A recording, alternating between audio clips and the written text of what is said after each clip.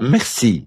Bonsoir mes amis. Courbons la tête un instant pendant que nous sommes debout. Notre Père Céleste, nous sommes reconnaissants au Seigneur Jésus-Christ de nous avoir rachetés d'une vie de péché et d'avoir permis que nous soyons appelés ses enfants. Je suis si reconnaissant pour les amis que tu m'as donnés, pour ces compliments que je viens de recevoir de mon frère et de cet auditoire. Je suis indigne de ces bénédictions. Mais ceci, toute la gloire au Seigneur Jésus-Christ, qui m'a sorti d'une vie de péché et qui m'a sauvé. Par sa grâce, et m'a donné ses amis. C'est toi qui l'as fait, Seigneur, et j'en suis reconnaissant. Fais que je marche toujours en étant digne, par ton esprit, de tes enfants que voici. Fais que je puisse les aider dans une certaine mesure, Père, pour leur témoigner ma reconnaissance pour l'amour qu'ils ont pour moi et moi pour eux. Que cela soit accordé ce soir, Seigneur, par la prédication de la parole ou par tout ce que tu voudras que nous fassions. Accorde maintenant que ton Saint-Esprit prenne le contrôle de chaque cœur ici présent et aide-nous, Seigneur, à recevoir ta parole. Et que l'Esprit prenne la parole et la donne à chacun selon nos besoins, car nous le demandons au nom de Jésus. Amen. Vous pouvez vous asseoir. Bonsoir, mes chers amis. Je suis indigne de ce compliment que frère Joseph vient de me faire, de vous, de votre amour, de votre témoignage de loyauté et tout. Mais j'apprécie vraiment cela. Que Dieu soit avec vous, c'est ma prière. J'espère ne jamais trahir ce sentiment qui existe entre nous.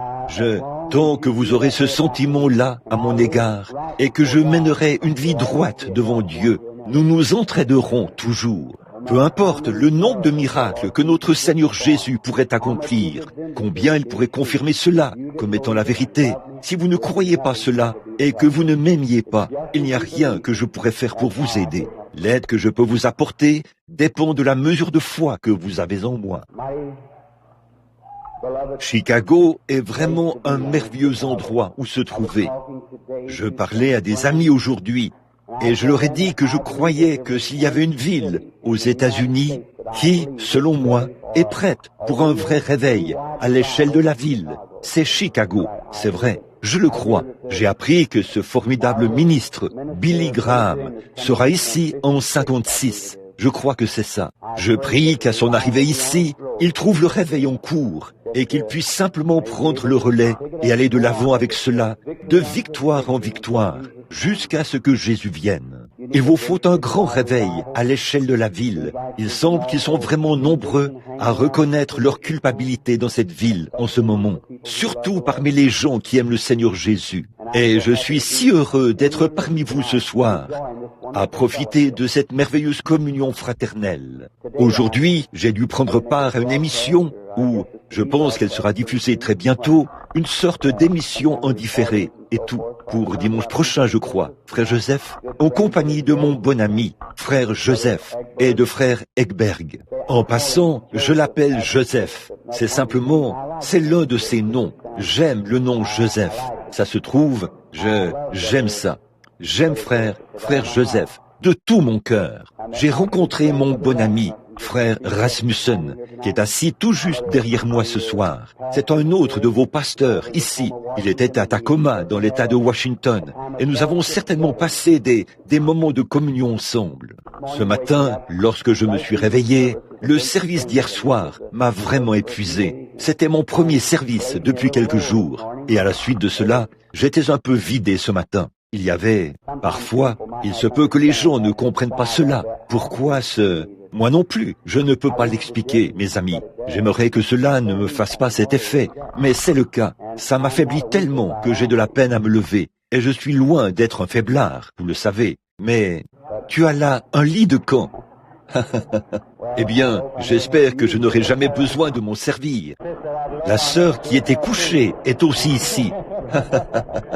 Frère Joseph dit que celle qui était couchée hier soir est assise dans l'auditoire ce soir. Qu'est-ce qui n'allait pas chez cette femme? Ou est-elle ici? La sœur a donné son témoignage. La voilà. Oh, c'est très bien ça. Qu'est-ce qu'elle... Elle était chez les frères Maillot du 8 au 16 décembre. Puis, ils l'ont renvoyée chez elle sans espoir, ou très peu d'espoir. 9 médecins l'ont examinée et ils ne pouvaient rien faire pour elle. Et elle est venue ici. Son mari n'était pas sauvé. Et lorsqu'on l'a amenée ici, elle souffrait atrocement. Et je lui ai demandé si elle avait bien dormi la nuit dernière. Et elle n'a pas du tout fermé l'œil. Elle a dit qu'elle était trop heureuse. C'est très bien. J'en suis reconnaissant. Ceci, je n'ai pas encore écouté les enregistrements parce que ce n'était pas nécessaire.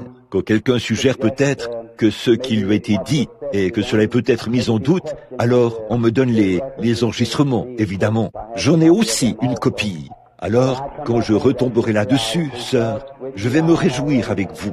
Je me réjouis déjà pour ce qu'il vous a dit et ce qu'il a fait pour vous, quelle que soit la chose. J'en suis très reconnaissant. Maintenant, comme il se peut que je reste longtemps à Chicago cette fois-ci, je me suis dit que j'allais y aller doucement, un peu, disons, peut-être avoir quelques soirs de prédication et d'appel à l'autel, et voir combien peuvent recevoir le baptême du Saint-Esprit, et voir combien peuvent venir au Seigneur Jésus, et ensuite avoir un service de guérison de temps en temps, comme le Saint-Esprit conduira. Alors, je suppose que peut-être ce soir, disons, je vais prêcher pendant un petit moment, ou faire ce que le Saint-Esprit me conduira à faire. Je ne sais même pas si mon fils, il est venu me chercher tout à l'heure, mais je ne sais pas s'il a distribué des cartes de prière. Et nous avons perdu de vue frère Ekberg. Nous n'avons pas pu le trouver dans le hall d'entrée. Et nous, il était censé nous attendre, donc je suppose que quelqu'un est venu le chercher avant notre arrivée et l'a emmené. Mais somme toute, nous sommes heureux d'être ici. Et parlant de la sœur qui était si heureuse qu'elle n'a pas pu dormir, eh bien, c'est une bonne façon d'être. Combien connaissent F.F. Bosworth? Vous tous. En passant, il sera ici dans quelques jours, je crois. Il vient de revenir du Japon. C'est un vieux frère rempli de piété et de sainteté. Il a toujours été une grande bénédiction. Il m'a accompagné dans presque toutes les réunions que j'ai tenues. Maintenant, en tant qu'enseignant, il se peut qu'il ne puisse pas prêcher comme Paul, mais comme moi, il essaye de toucher le cœur des gens. Il se peut que pendant que quelqu'un donne un grand message énergique et que quelqu'un assis au fond de la pièce s'en délecte, mais ce pauvre homme qui est étendu là et qui se meurt du cancer, il n'a que faire d'un message énergique. Ce qu'il veut, c'est un moyen de sortir des ennuis dans lesquels il se trouve. Et c'est à ce type d'homme que frère Bosworth s'adresse. Alors, je l'aime. Et le simple fait de côtoyer ce vieil homme, c'est vraiment une bénédiction. Je sais qu'il est le serviteur de Dieu. Ça, je le sais. Et le simple fait de le côtoyer, je suis vraiment heureux quand il est là. Il est simplement, je l'emmène aux réunions, je lui confie un service d'après-midi. Eh bien, c'est tout.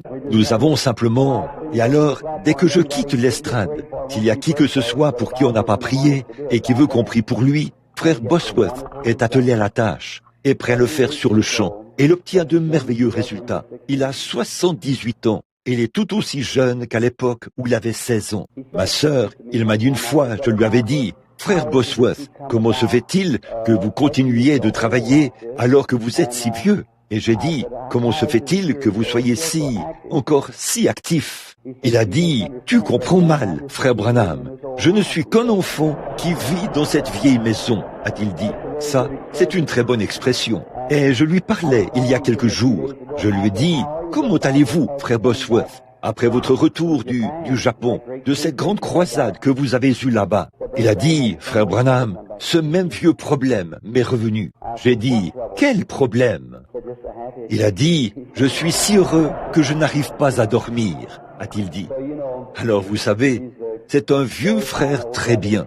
Alors j'espère que quand vous aurez 78 ans, vous continuerez d'avoir ce problème, que vous n'arriverez pas à dormir parce que vous êtes trop heureuse. Que le Seigneur vous bénisse, sœur. Et vous tous qui avez été guéris. Parfois, Billy et d'autres frères essaient de me raconter. J'ai l'impression que quand on se met à parler j'ai rêvé de quelque chose, mais je ne me souviens plus vraiment de ce que c'était. C'est totalement le subconscient qui agit. C'est lorsque l'homme s'enlève du chemin et que Dieu prend sa place. C'est tout. Vous savez, Dieu a d'abord habité dans un homme appelé Jésus. Et lui, par l'effusion de son sang, vous voyez, tout d'abord, il y a la cellule sanguine. C'est ce dont nous sommes tous issus. À l'intérieur de cette cellule sanguine se trouve une vie, et cette vie est un esprit. Et le Dieu Tout-Puissant est allé dans le sein de cette Vierge et a créé autour de lui-même une cellule sanguine qui a produit le Fils Jésus-Christ. Au calvaire, cette cellule sanguine a éclaté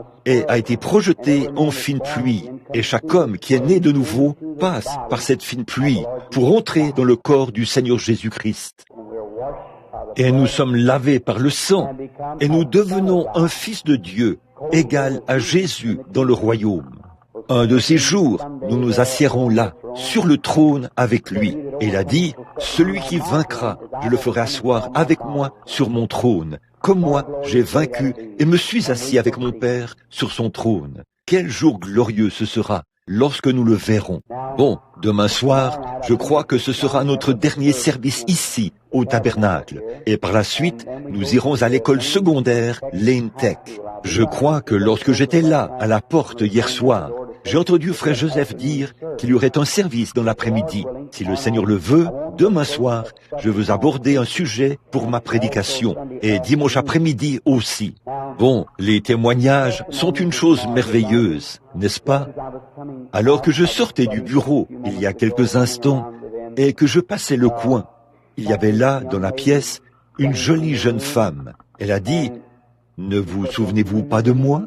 Et bien sûr, j'avais été en prière. J'ai simplement levé les yeux. J'ai dit, « Il me semble que je devrais vous connaître. » Elle a dit, « C'est moi qui avais été guérie à Hammond. » Elle était alcoolique et elle avait été guérie. Elle avait été appelée, si je me souviens bien du témoignage de cette fille, alors qu'elle était assise quelque part au balcon. Et il y avait sur l'estrade une femme, une danseuse bien connue, qui dansait avec Fred Astaire. Elle s'était éloignée de Dieu, avait épousé un catholique et son foyer s'était brisé. Elle avait eu un petit garçon de lui. Et, oh, elle était devenue une droguée ou quelque chose comme ça. Et je sais qu'on avait d'abord été indigné de cela, mais le Saint-Esprit a toujours raison, et c'était tout à fait exact. Et aussi, je crois que c'est également le même soir que le Saint-Esprit est allé tout là-haut, au balcon, à Hammond, dans l'Indiana, et a dit à cette demoiselle qu'elle était alcoolique. Autant que je me souvienne, c'est comme ça que c'était sur la bande, je crois. Et ce soir, elle est partie dans cette direction-là. Elle est probablement quelque part dans le bâtiment en ce moment, probablement en train de m'écouter. Mais elle avait un beau témoignage. Et nous recevons continuellement de ses nouvelles au bureau, et ainsi de suite.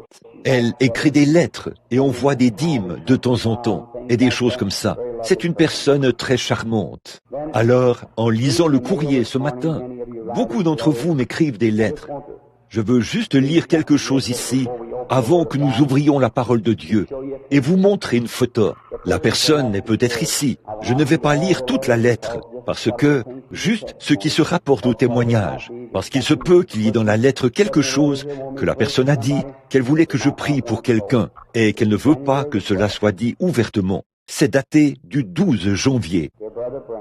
Cher frère Branham, je vous salue au nom de notre merveilleux Seigneur.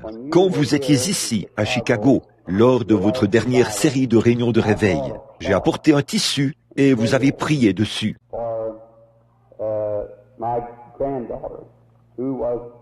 Pour ma petite fille qui était atteinte de paralysie cérébrale, comme je ne pouvais pas faire venir sa mère et son père à l'église. Elle, sa mère, est une catholique qui n'est pas sauvée. Son père n'est pas sauvé non plus. Ce bébé avait 5 mois et elle avait passé la majeure partie de son temps à l'hôpital. Mais, en fin de compte, je les ai convaincus de poser le tissu sur lequel vous aviez prié sur le bébé. Et Dieu l'a guéri presque instantanément. Elle n'a plus jamais été dans un hôpital après cela. Et elle est maintenant un charmant bébé en bonne santé. Elle y a joint une photo de la fillette. Parmi les milliers, celui-là était ici à Chicago. Parmi les milliers de témoignages qui nous viennent du monde entier. Vous savez, mes amis, s'il fallait que je subisse les critiques de ce monde, au vu de toutes les critiques que ce monde fait au sujet de la guérison divine, s'il n'y a aucun moment dans mon ministère, au cours de ces 23 années, que j'ai passé sur le champ de travail, Et ces 8 années dans les campagnes de réveil et de guérison, s'il ne s'était rien passé d'autre que cette seule chose, ceci serait pour moi un double salaire. Quelqu'un est heureux. La vie d'un petit bébé qu'un médecin ne pouvait pas sauver. Il n'y avait plus rien à faire. Vous savez ce qu'est la paralysie cérébrale. C'est terminé, à moins que Dieu apporte son aide, vous savez. Et voilà qu'elle a été guérie instantanément par la puissance du Dieu Tout-Puissant en plaçant sur elle un mouchoir. Je suis si reconnaissant. Madame, si vous êtes ici, que Dieu vous bénisse. La grand-mère de l'enfant. J'ai confiance que le petit bébé sera toujours en bonne santé et qu'elle deviendra une grande servante de Dieu. Merci pour votre petite contribution qui se trouvait à l'intérieur. Et voici aussi une lettre ici.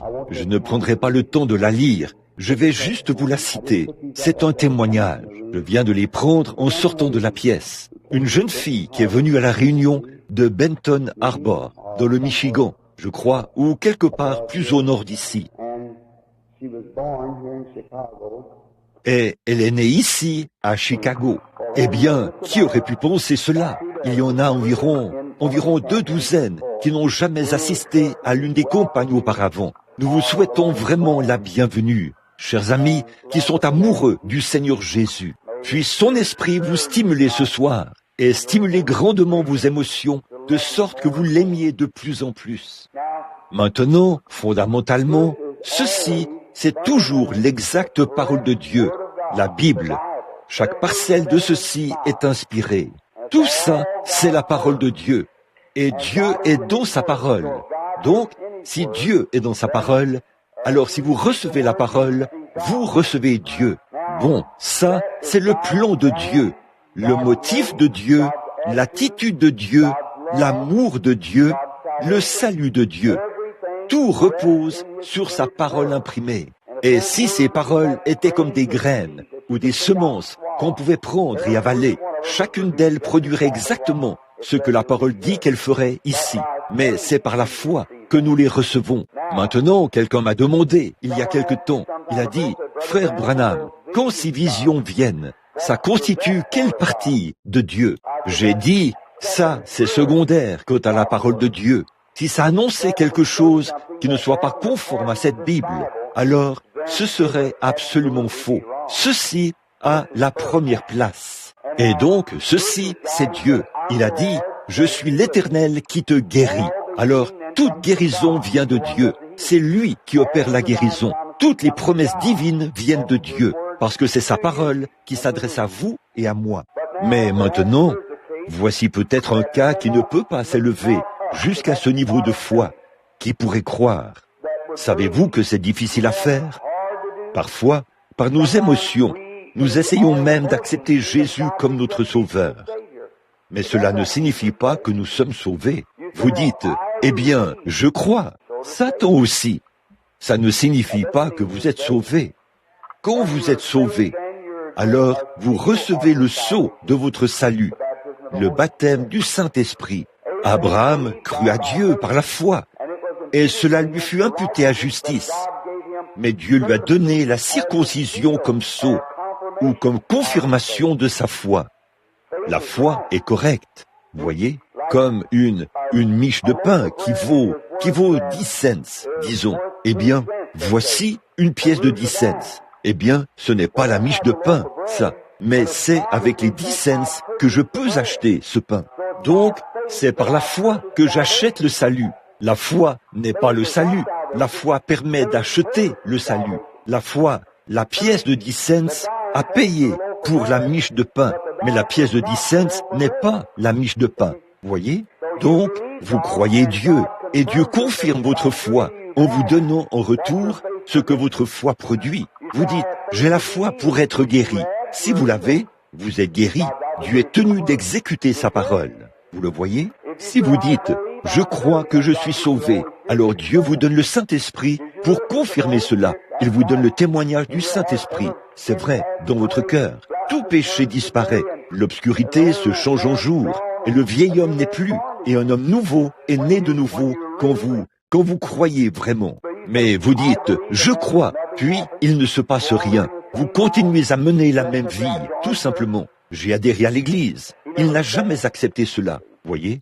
Mais quand il l'a accepté, quelque chose vous est arrivé, et alors vous êtes devenu une nouvelle créature. C'est pareil pour la guérison divine. Vous dites, je crois en la guérison divine. Eh bien, alors vous l'acceptez, et quelque chose se passe. Si vous croyez vraiment, quelque chose se passe. Si vous ne croyez pas, alors mon travail pour le Seigneur consiste à essayer d'amener cette personne à monter à ce niveau où sa foi devient non pas négative, mais positive. Vous voyez ce que je veux dire?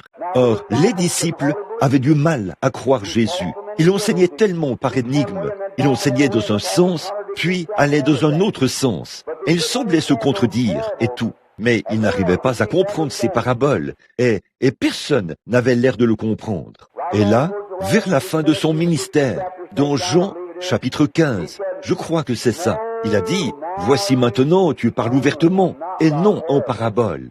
Nous savons maintenant que tu viens de Dieu, et nous savons que nul n'a besoin de te dire quoi que ce soit. » Voyez, c'est vrai. À cause de cela, nous savons que tu es venu de Dieu. Jésus a dit, vous croyez maintenant? Voyez? Leur foi avait vu ce qu'il avait accompli, et une grande révélation avait été dévoilée par la manifestation de l'Esprit. Alors leur foi avait été élevée jusqu'à ce niveau pour qu'ils puissent recevoir cela. Et nous sommes maintenant certains que tu viens de Dieu. Voyez? Nous croyons maintenant. Tellement, le degré de psychologie, ça ne veut rien dire. Eh bien, je ne dis pas que ça ne veut rien dire, excusez-moi. Ça aide, la psychologie, mais ça ne remplace pas la réalité. C'est vrai. La psychologie, c'est quelque chose auquel vous pensez, ou quelque chose dans lequel vous êtes pris mentalement. Mais la réalité, c'est quand Dieu réagit en confirmation à votre psychologie. Ça apporte. La foi est une ferme assurance des choses qu'on espère, une démonstration de celles qu'on ne voit pas. En fait, c'est une démonstration, quelque chose de tangible, une fois que cela vous est confirmé. Dans le livre de Jean, au chapitre 3, lisons quelques versets. Écoutez ceci. Mais il y eut un homme d'entre les pharisiens, nommé Nicodème, un chef des Juifs, qui vint, lui, auprès de Jésus de nuit, et lui dit, « Rabbi, nous savons que tu es un docteur venu de Dieu, car, d'où le savez-vous? Nous savons que tu es un docteur venu de Dieu. » Et pourtant, il était contre toute leur théologie, tous leurs enseignements, il les avait mis de côté pour enseigner la pure vérité de Dieu. Nous savons, tu es un docteur venu de Dieu, car personne ne peut faire ces miracles que tu fais si Dieu n'est avec lui. C'est ainsi qu'ils l'ont su. Jésus avait fait quelque chose qui avait fait grandir leur foi à un niveau où ils avaient reconnu qu'il était le Fils de Dieu. Alors, si l'Église n'enseigne que la théologie, comment saurez-vous si c'est vrai ou pas? Mais si Dieu agit dans cette Église et qu'il fait grandir la foi jusqu'à un certain niveau, alors vous le savez. Il en est de même pour la guérison divine. Maintenant, c'est du verset 14 dont j'aimerais me servir pour ma prédication pendant quelques instants. Et comme Moïse éleva le serpent d'airain dans le désert, il faut de même que le Fils de l'homme soit élevé. Jésus s'adressait à ce grand chef qui ne comprenait pas et lui donnait l'Ancien Testament comme preuve, venant de l'Écriture, de ce dont il parlait. Jésus était très fondamentaliste dans sa doctrine, mais cela allait à l'encontre de leur théologie au sujet de cette doctrine. Quoiqu'ils étaient très orthodoxes quant à leur théologie, ils croyaient, et ils étaient profondément croyants en ce qu'ils croyaient. Mais la vérité, ils ne l'avaient pas. L'Écriture dit, telle voie paraît droite à un homme. Elle peut paraître droite en tout point, mais son issue, c'est la voie de la mort. Nous devons donc être certains que nous sommes dans le vrai. La manière dont Dieu savait, dans tous les âges, si c'était vrai ou faux, c'est qu'il le confirmait, il le prouvait. Il n'y a pas longtemps, ça fait environ 2 semaines, je parlais à un homme, et il a dit, eh bien Dieu, dans l'Ancien Testament, guérissait les malades. Mais a-t-il dit, dans le Nouveau Testament, il guérissait les malades. Mais il a dit que maintenant, ce n'est plus le cas. Et j'ai dit, admettez-vous qu'il leur a donné le pouvoir de guérir les malades? Oui. Par sa parole? Oui. J'ai dit, où l'Écriture dit-elle qu'il le leur a retiré. Je peux vous montrer où c'est venu, vous savez où cela a été donné, maintenant montrez-moi où cela a été retiré, et je croirai cela. Mais il a dit, je serai avec vous tous les jours, jusqu'à la fin du monde, et vous ferez, vous aussi, les choses que je fais, car je serai avec vous, et même en vous, jusqu'à la fin du monde. Là, Jésus parle, et il leur donne une parabole, ou je dirais une prophétie dans un sens, et dans un autre sens, c'était un exemple. Il a dit, comme Moïse éleva le serpent d'airain dans le désert. Nous allons reprendre les enfants d'Israël pendant quelques instants, comme base de réflexion, et nous allons nous dépêcher, et nous verrons ce que le Saint-Esprit voudra que nous examinions. Ces choses ne sont pas préméditées. Je viens simplement ici, je lis un passage de l'Écriture, et la direction dans laquelle cela ira, c'est là que ça ira. Et je pense maintenant à Israël, qui était en esclavage depuis 400 ans. Ça faisait 400 ans qu'il s'y trouvait. Et remarquez ceci, pendant ces 400 ans d'esclavage, il n'y a aucun mot qui soit écrit faisant mention que Dieu ait fait quoi que ce soit pour eux pendant 400 ans. Pourquoi? Le dernier prophète qu'ils avaient eu, c'était Joseph. Joseph était un homme que Dieu avait fait naître dans le monde pour qu'il fasse certaines choses et pour qu'il accomplisse la volonté de Dieu. Les dons et les appels sont sans repentir. On ne peut absolument pas enfoncer quelque chose en quelqu'un alors que cette chose n'est pas là pour qu'on l'y enfonce. L'homme ne peut rien faire. Dieu, dans son élection, a élu avant la fondation du monde certaines choses qui doivent arriver. C'est pourquoi il peut savoir dès le commencement ce qui arrivera à la fin, car il a déjà établi ces choses, et cela devra en arriver là. Alors Joseph, à sa naissance, il était un homme spirituel, un prophète, un voyant, un songeur, un interprète de songes, quelqu'un de spirituel. Il était haï de ses frères, aimé de son père, un type parfait de Christ. Il le haïssait sans raison, parce qu'il était spirituel. Et un trait... Toute écriture a plus d'un sens, où elle se déroule par cycle. Par exemple, là où il est dit dans Matthieu, je crois que c'est ça, « J'ai appelé mon fils hors d'Égypte ». Eh bien, ce passage de l'écriture auquel Matthieu faisait allusion se rapportait en réalité à Israël. Dieu avait dit, « J'appelle mon fils hors d'Égypte, Israël ». Il avait appelé son fils Israël à sortir, mais cela s'appliquait aussi à Jésus. « J'ai appelé mon fils hors d'Égypte ». Voyez-vous comme cela se répète? Le cycle du temps revient de temps en temps. L'histoire se répète et l'écriture se répète tout au long de l'âge. Tout érudit le sait, s'il l'a déjà étudié d'un point de vue spirituel. Pour observer comment l'écriture se répète, se déroule par cycle comme ça, certainement qu'elle le fait. Alors, le fait que les frères de Joseph le haïssaient sans raison, parce qu'il était spirituel, c'est un type de la soi-disant Église d'aujourd'hui. Toutes les différentes dénominations, les méthodistes, les baptistes, les presbytériens, les pentecôtistes, ceux de la sainteté, et tous, autant qu'ils sont, font preuve de mépris, les membres formalistes et tièdes de ces églises. Ils ne le sont pas tous. Dans chacune de ces églises, il y a de nombreux chrétiens nés de nouveau.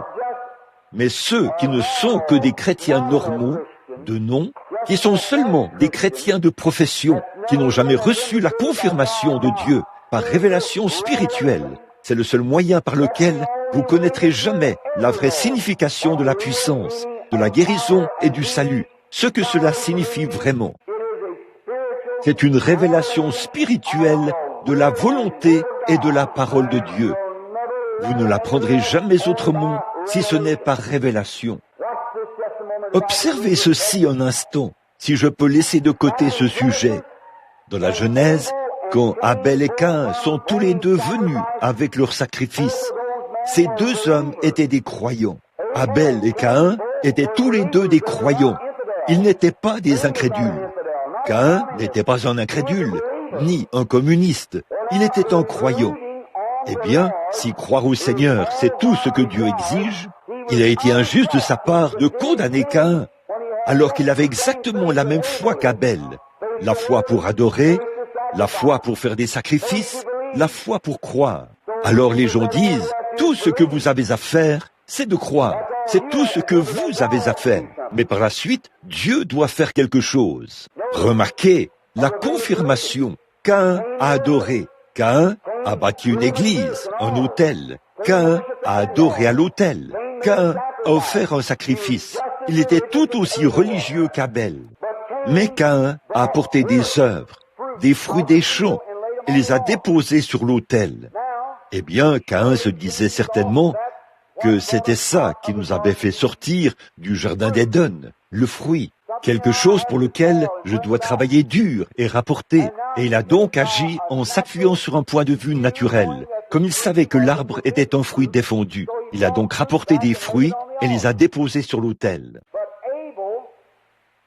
Mais Abel, par une révélation spirituelle, Dieu lui avait révélé par sa foi que ce n'était pas un fruit, que c'était le sang qui en était la cause.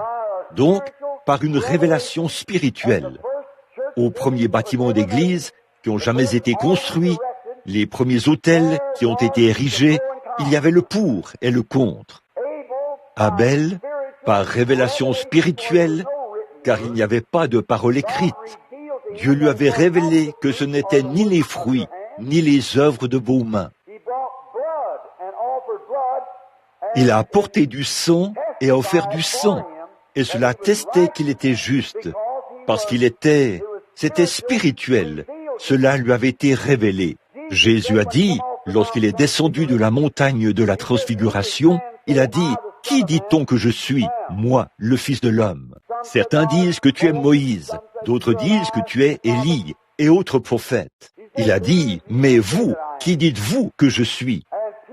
Et Pierre, écoutez, il s'est avancé et a dit, « Tu es le Christ, le Fils du Dieu vivant. »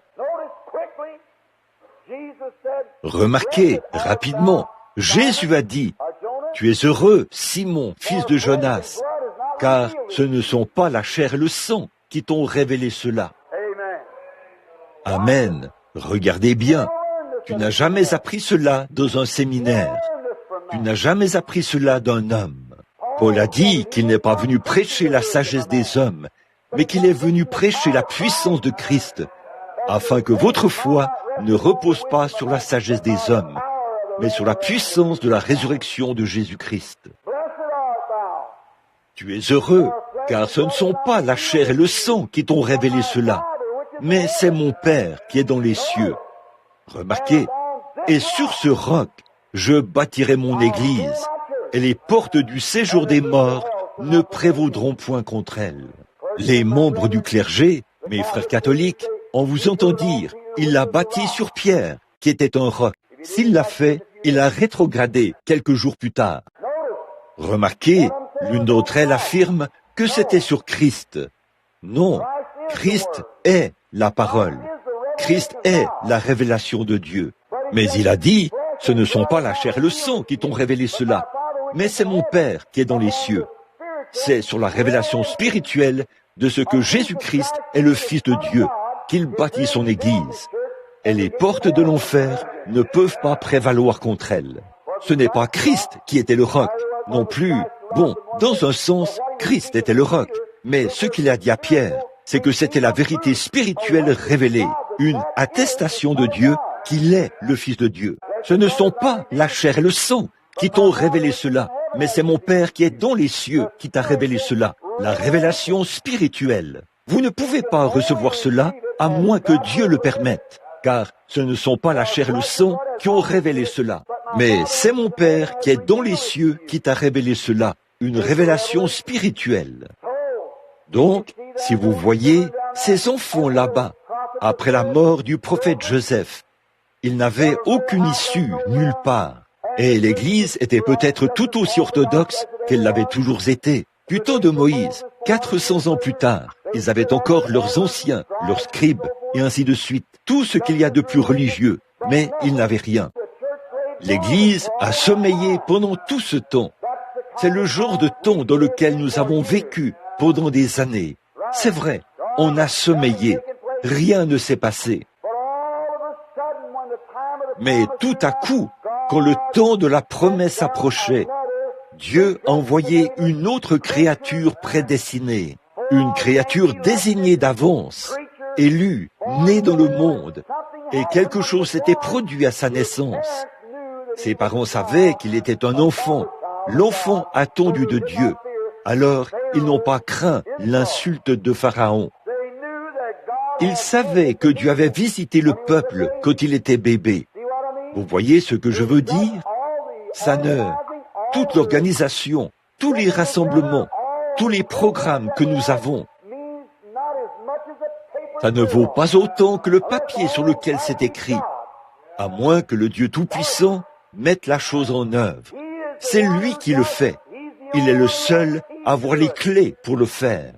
Dieu est simplement en train de laisser l'homme arriver au bout du chemin en ce moment même. Dans les nations, nous avons le grand conseil des quatre et les potagones et tout le reste, mais ça ne servira à rien. Dieu a fixé au monde un temps où il le jugera. Et tout se dirige directement vers ce moment-là. Tout doit marcher comme il le déclare là-haut dans les cieux. Oui, monsieur. Alors, quand Moïse est venu sur la scène, il ne pouvait pas s'empêcher d'être Moïse. Il était né prophète. Dieu l'a envoyé et lui a donné la vie sur la terre. Et tous les pharaons du monde n'auraient pas pu le tuer. Il était le prophète de Dieu. Et aussitôt que Moïse est entré en scène, des choses phénoménales ont commencé à se produire. Il était le prophète de Dieu pour la délivrance. Alors, aussitôt que Dieu envoie un homme, des choses surnaturelles commencent à se produire. Et quand l'Église est morte depuis si longtemps, quand votre Église n'a pas de réveil, quand le pasteur se présente là et prêche un sermon froid et sec, lorsque quelqu'un dit Amen, tout le monde veut que les diacres l'expulsent du bâtiment. Quand on a une église comme ça, elle sommeillera. Et là, oh, que Dieu envoie son homme là-dedans une fois. Regardez bien ce qui se passera. Les feux du réveil reviendront sur l'autel. Les gens imploreront la miséricorde pour leur âme. Des vies seront remises d'aplomb. Des guérisons se produiront dans l'église. Des signes et des prodiges commenceront à se produire. Car là où se trouve le Dieu créateur, une nouvelle création apparaît, une nouvelle vie apparaît, une nouvelle espérance apparaît. Tout apparaît quand Jésus vient. Il en a toujours été ainsi. Maintenant, remarquons encore une fois, rapidement, lorsqu'il faisait route, un type parfait de l'église d'aujourd'hui qui fait route, combien Dieu leur a fourni des choses et leur a frayé un chemin au fur et à mesure qu'ils avançaient. Puis, il y a eu un temps où l'Église a commencé à se refroidir et ils se sont mis à dire du mal de Dieu et de Moïse, se plaindre. Et quand ils ont commencé à se refroidir, la maladie est entrée dans le camp. Des serpents brûlants sont venus et ils se sont mis à mordre le peuple. Il y a eu beaucoup de maladies en Israël et beaucoup de gens sont morts. Alors, Moïse est allé intercéder pour eux. Dès qu'ils ont eu confessé qu'ils avaient mal agi. Ce qu'il nous faut ce soir aux États-Unis, c'est une bonne confession à l'ancienne mode. C'est vrai, c'est d'admettre son erreur et d'implorer la miséricorde de Dieu. Pas simplement d'adhérer à l'Église, pas simplement de commencer des réunions de réveil, mais d'avoir une confession à l'ancienne mode partout. Seigneur, nous avons mal agi. Fermez les débits d'alcool, toutes les maisons malfamées. Retirez les cigarettes du comptoir, que le whisky ne se vende plus. Prouvez à Dieu que nous avons des regrets. Fermez les boîtes de nuit. Tombez sur nos genoux et commencez à prier. C'est comme ça qu'on déclenche un réveil. C'est exact. C'est vrai. Réfléchissez à ça. Regardez tous les efforts que vous déployez. Ils sont tous faits en vain. Tout est fait en vain tant que vous n'avez pas vraiment prouvé à Dieu que vous êtes sincère à ce sujet. Voilà, c'est ça. Il en va de même pour votre guérison. Il se peut que vous passiez dans cette ligne de prière-ci, puis dans une autre ligne de prière, que vous touchiez celui-ci, que vous touchiez celui-là, que vous disiez que celui-ci, jusqu'à ce que vous vous abaissiez et que vous prouviez à Dieu que vous êtes sincère. Brûlez les ponts derrière vous. Dites, me voici Seigneur. Quelque chose va se produire à ce moment-là. C'est pareil pour le Saint-Esprit. Vous dites, je recherche le Saint-Esprit depuis des années. Je ne vous réprimande pas. Ou bien on vous a mal enseigné, ou bien il y a quelque chose qui ne va pas. Ou alors, vous ne comprenez pas. Dieu est tenu d'exécuter sa parole. Le jour de la Pentecôte, Pierre a dit, repentez-vous et que chacun de vous soit baptisé au nom de Jésus-Christ pour la rémission de vos péchés. Et vous recevrez le don du Saint-Esprit. Ça, c'est l'Écriture. Je l'ai lu aussi clairement qu'on puisse le faire. Si vous vous êtes repentis et que vous avez été baptisés, alors Dieu est tenu, si votre foi est correcte devant Dieu, de vous donner le Saint-Esprit à la minute même où vous obéissez à sa parole. Croyez-le, Dieu vous le confirmera. Si votre cœur est vraiment droit devant Dieu, qu'on vous a bien enseigné, que vous croyez et que vous vous avancez là avec assurance, quelque chose va arriver, parce que Dieu est plus disposé à vous donner le Saint-Esprit que vous êtes disposé à l'accepter. Maintenant, avançons encore un peu là-dessus. Et alors, quand Moïse est allé parler avec Dieu, il a dit, « Oh Dieu, que puis-je faire à ce sujet ?» Observez le Saint-Esprit rapidement. Il a dit, « Va faire un serpent d'airain, place-le sur une perche et élève-le au milieu d'Israël.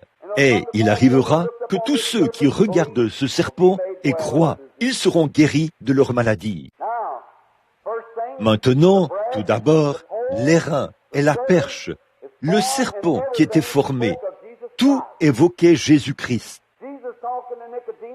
Jésus, s'adressant à Nicodème, a dit, « Comme Moïse éleva le serpent d'airain dans le désert, il faut de même que le Fils de l'homme soit élevé dans le même but. » Alors, quelle a été la première chose qu'ils ont faite? La première chose que le peuple avait faite, c'est qu'ils avaient contesté avec Dieu. Ils avaient péché. C'est pour ça que les serpents les ont mordus. Et la sagesse des médecins égyptiens, dont ils se servaient, ne pouvait pas guérir la morsure de serpent, parce que c'était quelque chose de divin. Ainsi donc, comme Dieu savait que s'il pouvait se débarrasser du péché, il pourrait se débarrasser de la maladie, il a fait le serpent. Pour commencer, le serpent représentait le péché déjà jugé depuis le jardin d'Éden. Le serpent dont les jambes avaient été ôtées. Les reins représentaient le jugement divin, comme un autel d'airain, et le ciel d'airain du temps d'Élie, quand Akab avait gouverné le pays pendant si longtemps. Et la perche représentait la croix. Tout représentait Christ. Pourquoi a-t-il montré cela d'avance?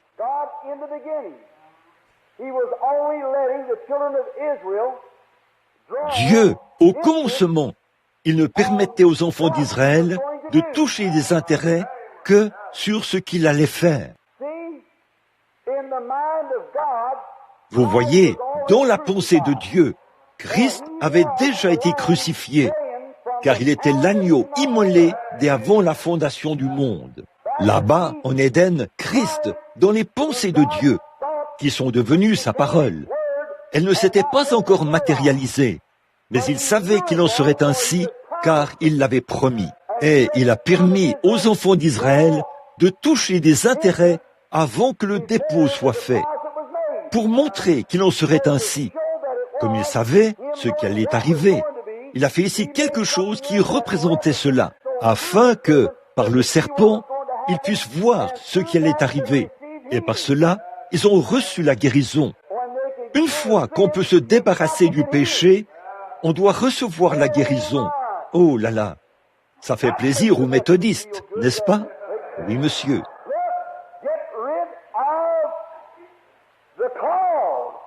Écoutez, débarrassez-vous de la cause, vous aurez déjà le remède.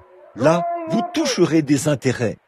Et si Dieu, dans sa pensée infinie, savait d'avance que des centaines d'années plus tard, Jésus mourrait sur une croix, deviendrait péché pour nous et serait crucifié, et qu'il a permis à Israël d'être guéri par ce phénomène avant même que Christ soit crucifié. À combien plus forte raison le fera-t-il après que Christ a été crucifié? Si cela en était le type, à combien plus forte raison par l'antitype? Combien plus glorieux est le programme que nous avons aujourd'hui que ce que Moïse avait? Et pourtant, quand Moïse est sorti du désert, il n'y avait pas un seul infirme parmi eux. 40 ans durant, le docteur Moïse. J'imagine que s'il y a un médecin ici ce soir, il aimerait avoir un peu de sa prescription. Il a conduit 2 millions de personnes. Combien de bébés naissent chaque soir au sein de 2 millions de personnes? Combien y a-t-il de personnes âgées? Combien y a-t-il d'infirmes et de cas de maladie parmi eux? Et le docteur Moïse s'est occupé de chacun d'eux et il les a fait traverser sans qu'il y ait un seul infirme parmi eux. Voyons, docteur, vous ne pouvez même pas soigner une famille aussi bien. Réfléchissez à ça. Pourquoi?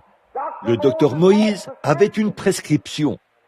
Aimeriez-vous tous voir ce qu'il avait comme prescription?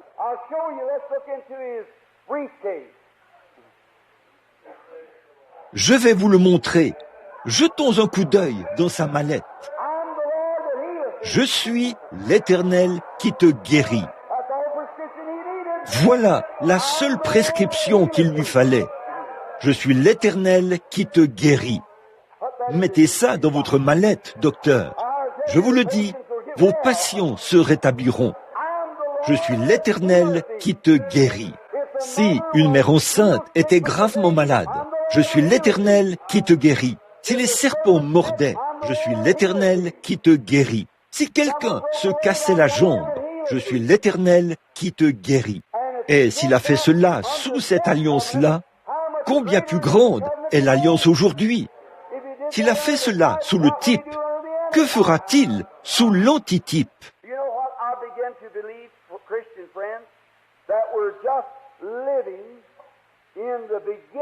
Savez-vous ce que je commence à croire, amis chrétiens? Je crois que nous sommes juste au début de l'époque la plus glorieuse que ce monde ait jamais connue. Je crois vraiment que toutes les lignes sont en train d'être débouchées. Vous savez, elles ont été obstruées par toutes sortes de doctrines et de théologies et toutes sortes de choses, l'incrédulité. Et cela a été transmis de génération en génération. Oh, la guérison, ça n'existe pas. Les jours des miracles sont passés. Nous croyons cela automatiquement. Mais c'en est arrivé au point où Dieu, non pas l'homme, nous serions encore là dans ce vieux formalisme. Regardez combien la science a progressé au cours des 150 dernières années. Réfléchissez à ça. Il y a 100 ans, le seul moyen pour eux d'envoyer un message, c'était par lettre ou de bouche à oreille. Et aujourd'hui, on peut l'envoyer par téléphone, par télégramme sans fil, par la télévision. Pensez un peu à la manière dont on s'y prend pour l'envoyer et constatez combien ils ont progressé. Quand on pense qu'il y a 150 ans, un scientifique français, son nom m'échappe en ce moment, j'ai lu à ce sujet ici il n'y a pas longtemps, a prouvé ou a dit qu'il était capable de prouver que si le monde faisait sa rotation à la vitesse qu'ils avaient calculée, le monde ayant une circonférence de 40 000 km, il faudrait qu'il tourne à plus de 1600 km à l'heure. Et si une personne atteignait la vitesse vertigineuse de 50 km à l'heure, la gravitation le soulèverait de la Terre. Une preuve scientifique. Oh là là! Je me demande ce qu'il faisait voler. Un ballon? Remarquez, prêtons attention à ça aujourd'hui. Vous sautez dans votre voiture et vous roulez à 160 km à l'heure, sans même y penser. Certainement, l'autre jour, j'ai vu une sorte de petite Ford, et on disait qu'elle pouvait atteindre une vitesse de 240 km à l'heure. Ils ne prêtent pas du tout attention à ce que la science dit, parce qu'ils ont fait des progrès. Ils sont en train de fissionner l'atome. Et savez-vous ce que la science a commencé à découvrir en manipulant les éléments de l'air à travers les atomes? Les atomes, quand ils sont fissionnés, ça continue jusqu'à ce qu'ils retournent à Dieu. La lumière retourne à Dieu. La science est en train de prouver ces choses, car elle ramène cela de nouveau à Dieu. ils sont en train de constater que ça retourne à Dieu. Un grand homme de science a parlé du haut de cette chaire il n'y a pas longtemps que j'étais ici.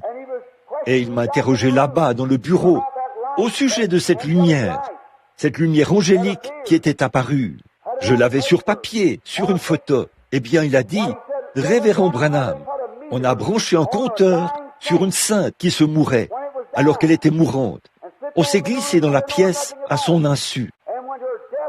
Et quand la mort l'a frappée, elle n'était pas effrayée. Elle a levé les yeux et a demandé à Dieu de pardonner à tous ses ennemis. Et elle l'a remercié pour la vie qu'elle avait vécue. Et lorsque ce compteur était remis à zéro, suffisamment de puissance a émané de cette femme. Quelque chose de surnaturel est sorti d'elle.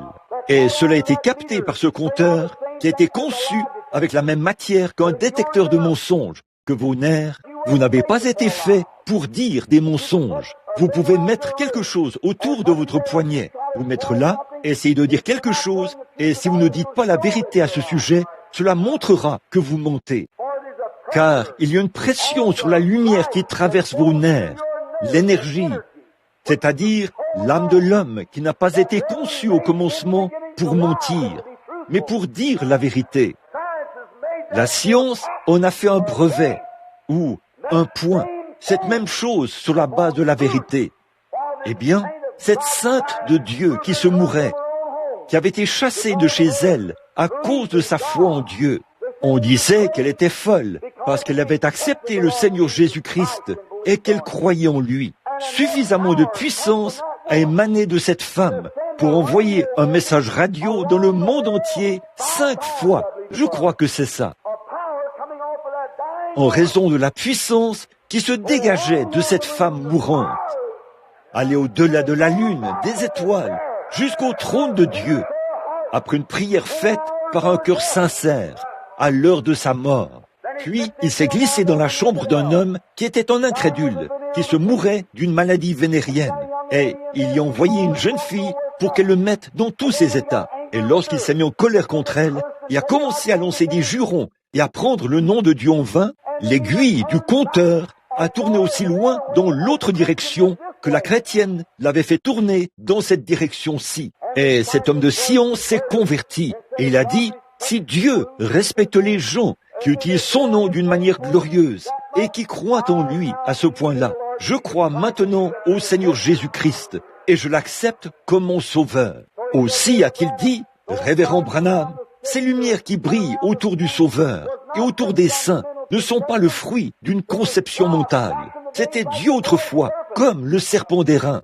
Maintenant, il est scientifiquement prouvé que c'est vrai. Alléluia! Mais ça, c'était avant qu'il y ait un appareil photo pour prendre la photo, montrant qu'il y a de la puissance autour de chaque croyant. Là, ta parole est vraie.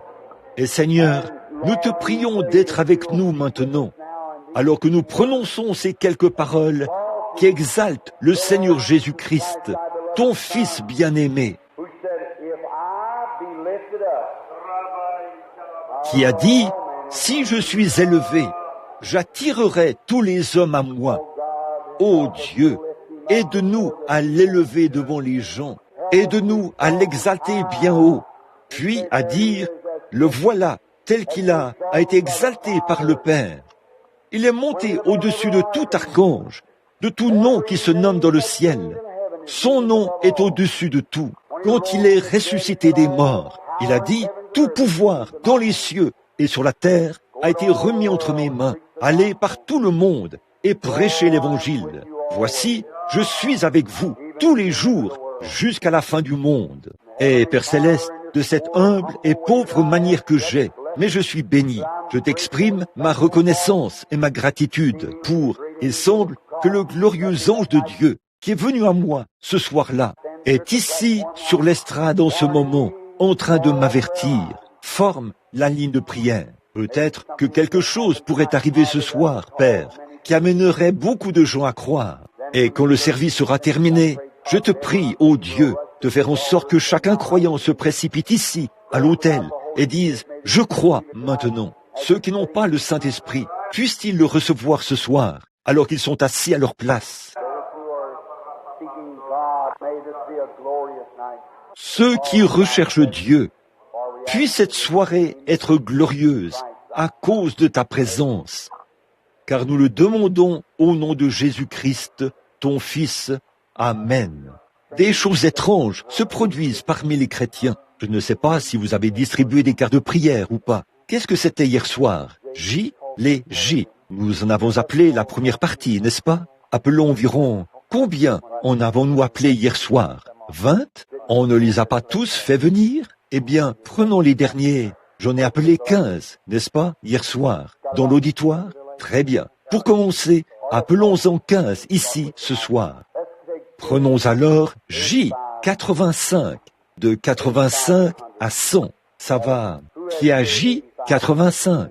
Levez la main. Vous l'avez, madame? Venez ici un instant. Juste ici. Qui a J, 86. La carte de prière 86. Voudriez-vous lever la main? 86. 86. Très bien, madame. 87. Qui a 87? Très bien. 88. Très bien.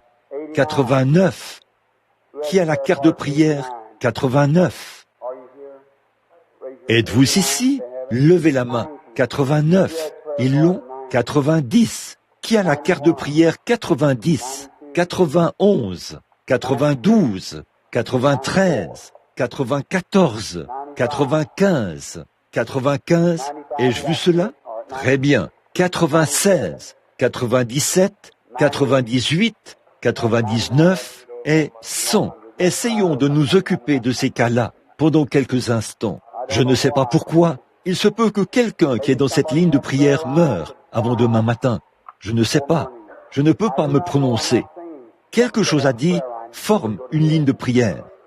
Nous voici, nous allons le faire. Combien ici croient et sont malades et veulent que Dieu les guérisse ce soir? Voulez-vous simplement lever la main pendant que nous...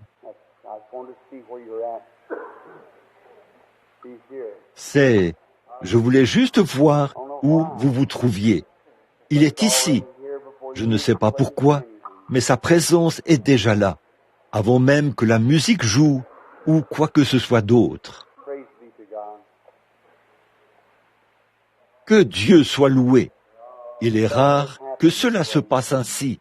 Je veux que vous croyiez de tout votre cœur ce soir. Je veux que vous croyiez pour la gloire de Dieu. J'aurais souhaité ne pas avoir formé de ligne de prière. Je le vois se mouvoir au-dessus de l'auditoire en ce moment même, avant même que j'aie une ligne de prière. Je suis si reconnaissant pour le Seigneur Jésus-Christ.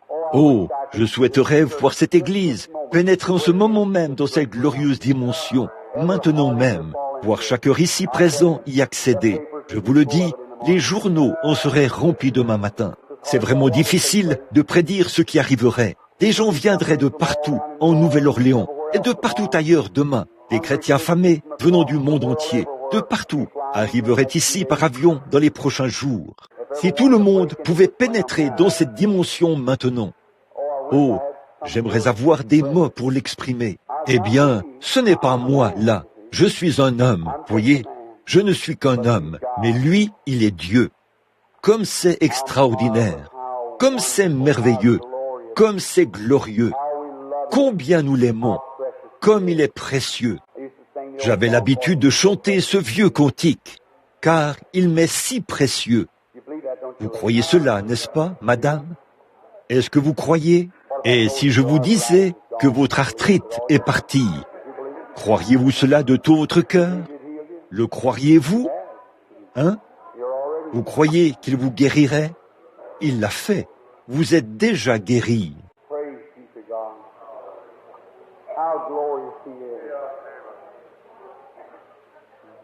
Que Dieu soit loué, comme il est glorieux. Vous venez de l'extérieur de la ville, n'est-ce pas, madame? Vous venez de Grand Rapids, dans le Michigan. Vous étiez assise là, à penser à quelque chose. Ce qu'il y a, c'est que vous étiez en train de perdre la mémoire. Vous n'arrivez pas à réfléchir comme il faut, n'est-ce pas vrai? La dame qui est assise à côté de vous, vient aussi du Michigan. C'est vrai. Ce que vous êtes venu chercher ici, c'est une marche plus rapprochée de Dieu. Vous allez l'obtenir. Ne vous en faites pas. Votre mémoire est revenue. Vous n'aurez plus aucun problème à ce sujet.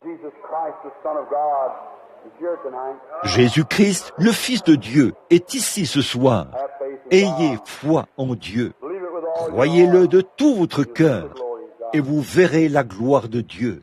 Voulez-vous que votre mal s'arrête, madame assise là? Vous avez un problème de vésicule et tout, n'est-ce pas vrai? Vous qui êtes au fond, vous êtes guéri. Jésus-Christ vous rétablit. Maintenant, votre foi vous a guéri. Votre douleur est complètement partie maintenant. Vous savez que c'est vrai. Amen. Nous n'avons pas à former cette ligne de prière. Nous n'en avons pas besoin. La seule chose qu'il vous faut, c'est un peu de foi pour croire Dieu. Croyez Dieu.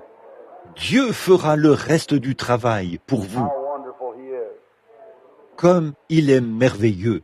Voilà un vieil homme assis là-bas au fond. Il se pose des questions au sujet de ce problème de prostate dont il souffre. Vous avez subi une opération, n'est-ce pas, papa? Et ça continue de vous tracasser. Ne vous en faites pas. C'est parti. Que Dieu vous bénisse. Ayez simplement la foi. Croyez. La jeune femme là-bas qui souffre du dos, elle aussi se demande ce qui va arriver à ce sujet. Jésus-Christ vous rétablit. Amen. La dame qui est assise là-bas, au fond, avec des problèmes de sinus. Vous aussi, vous voulez en guérir, n'est-ce pas, madame? Très bien. Vous êtes guérie maintenant. Vous pouvez rentrer chez vous.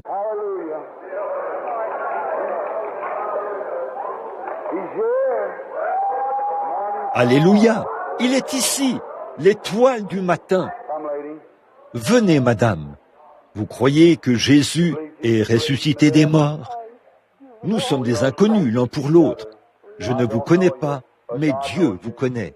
Il vous faut son aide tout de suite. Vous avez consulté un médecin. Le médecin vous a examiné. L'examen a révélé quelque chose sur le sein droit. C'est un cancer et il n'y a aucun espoir pour vous. C'est ce que le médecin a dit. Jésus-Christ est mort pour vous afin de vous guérir. Croyez-vous cela? Au nom de Jésus-Christ, je condamne ce démon pour que ma sœur soit libre. Amen. Que Dieu vous bénisse, madame. Venez, madame. Nous sommes de parfaits inconnus l'un pour l'autre, pour autant que je le sache. Pas vrai? Nous ne nous connaissons pas. Je ne vous ai jamais vu de ma vie. Vous avez eu beaucoup de chagrin il y a quelques jours, n'est-ce pas? Un être cher ou un ami est mort, ou quelque chose comme ça. Un ministre. Vous avez une tumeur, pas vrai? Vous croyez que vous allez vous rétablir? Dieu Tout-Puissant, je bénis cette femme. Au nom de Jésus-Christ, guéris-la, Seigneur. Amen.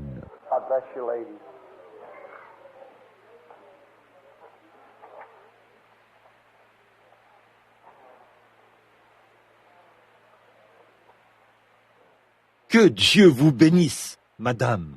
Il y a quelqu'un qui manque. C'est Billy Paul. Je ne sais pas où il est allé, mais je connais son esprit. Je sais ce qui ne va pas chez lui. Et son esprit me manque. Est-ce la patiente?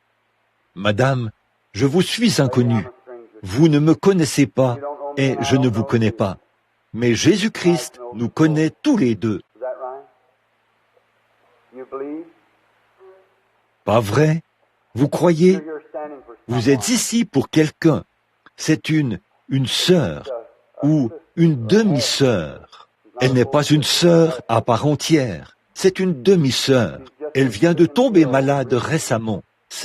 Je crois qu'il a dit, je n'ai pas compris. Je crois qu'il a dit que c'est du rhumatisme articulaire aigu. Pas vrai? Le médecin. Vous avez aussi une fille malade. Elle a aussi de la fièvre.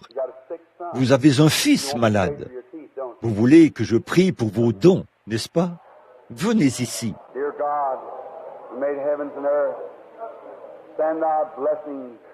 Dieu bien-aimé, qui a fait les cieux et la terre, envoie tes bénédictions sur cette femme que je bénis. Au nom de Jésus-Christ, Amen. with all your heart.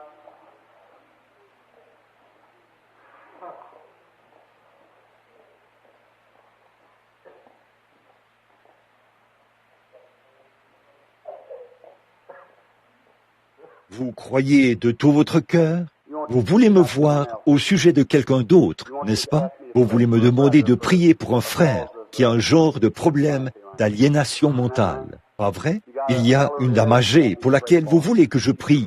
C'est votre mère. Elle est atteinte du diabète, n'est-ce pas vrai? Vous avez besoin d'une marche plus rapprochée de Dieu. Vous l'avez toujours voulu. Vous n'en êtes jamais arrivé au point où vous aviez vraiment le sentiment de faire exactement, parfaitement sa volonté. Êtes-vous disposé à lui abandonner toute votre vie maintenant, puis à rentrer chez vous et à recevoir ce que vous demandez? Vous croyez que si vous le faites, que si vous vous consacrez entièrement, Dieu exaucera votre prière? Moi aussi, je le crois. Almighty God, in the name of your Son, the Lord Jesus Christ, bless this woman who I bless in your name.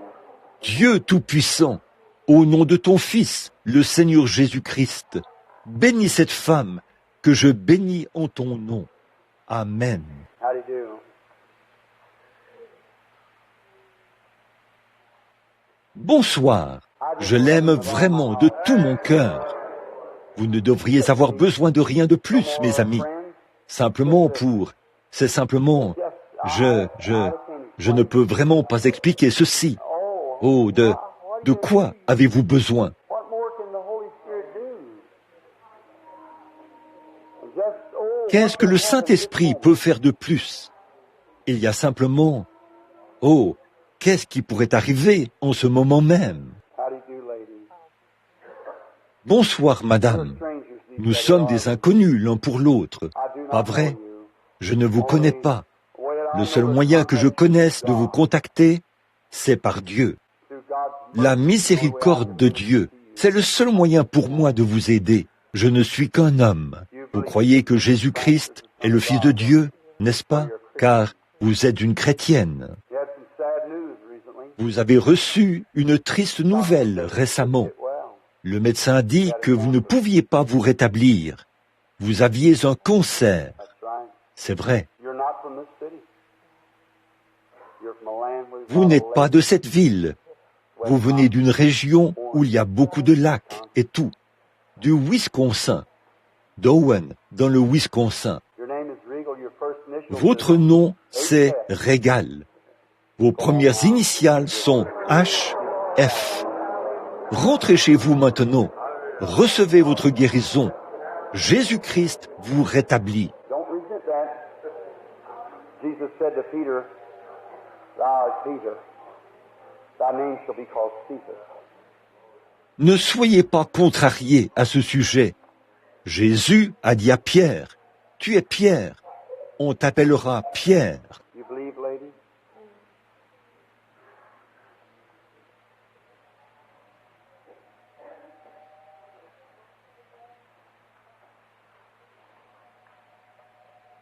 Vous croyez, madame? You have female trouble, don't you?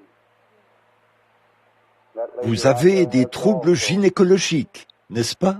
That lady has Cette dame bladder also. qui est juste là en a aussi. You're both healed. Elle a aussi un goitre. Vous êtes toutes les deux guéries. Vous croyez? Levez-vous un instant. Levez-vous. Peu m'importe ce qui ne va pas chez vous. Levez-vous. Je crois maintenant au Seigneur Jésus-Christ. Je l'accepte maintenant comme mon guérisseur. Dieu Tout-Puissant, je condamne toute maladie et au nom de Jésus-Christ, je chasse tout démon. Sors, Satan, par Jésus-Christ, le Fils de Dieu, que la puissance du diable soit brisée sur ces gens.